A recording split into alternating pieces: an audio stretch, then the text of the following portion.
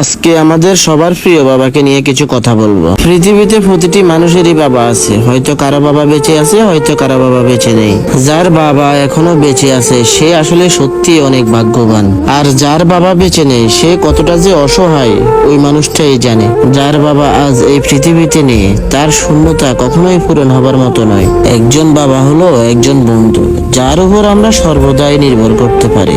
বাবা মানে হাজার সমস্যার সমাধানের এক বটগাছ। বাবা মানে আমাদের জীবনের সেই সম্মানিত ব্যক্তি যার এক ফোঁটা ঘামের মূল্য দিতে আমরা অক্ষম। বাবার সবচেয়ে বড় গুণ হলো তার পকেট খালি, কিন্তু সে তার সন্তানকে হতাশ করে না। বাবার জীবনটা হলো মশার কয়েলের মতো, নিজেই জ্বলে পুড়ে ছাই হয়ে যায় কিন্তু পরিবারকে সুরক্ষিত রাখে। বাবাকে ভালোবাসতে বাবা দিবস লাগে না, প্রতিটি ঘন্টা, প্রতিটি মিনিট, প্রতিটি সেকেন্ড বাবাকে ভালোবাসা যায়।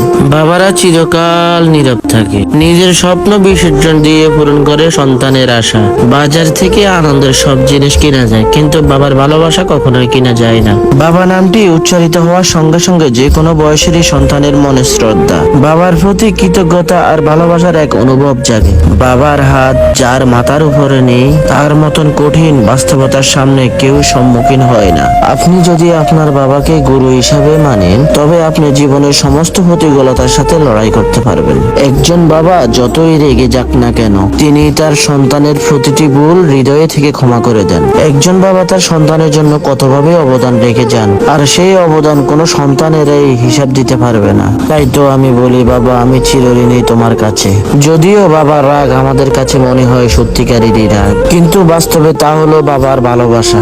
বাবা চিরকাল নীরব থাকে, কথা বলে তাদের ভালোবাসা, নিজের স্বপ্ন বিসর্জন দিয়ে পূরণ করে সন্তানের আশা। পৃথিবীতে সবাই তোমাকে ভালোবাসবে, কিন্তু সেই ভালোবাসার পিছনে কিছু না কিছু লুকিয়ে থাকে। কিন্তু একজন ব্যক্তি কোনো প্রয়োজন ছাড়াই তোমাকে ভালোবাসে, আর সে হলো বাবা। যারা হৃদয় থেকে বাবাকে অনেক ভালোবাসেন তারা সবাই আজকের ভিডিওটা শেয়ার করবেন।